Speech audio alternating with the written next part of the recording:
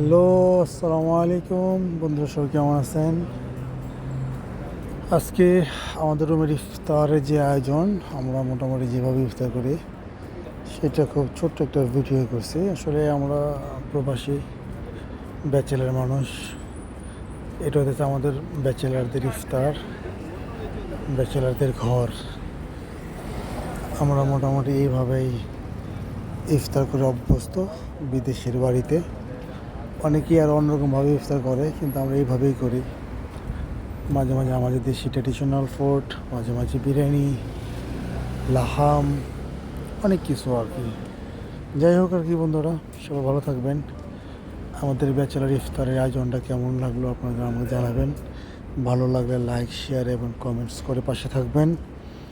সে পর্যন্ত সবাই ভালো থাকুন আর আমাদের এই ভিডিওটা দেখতে থাকুন।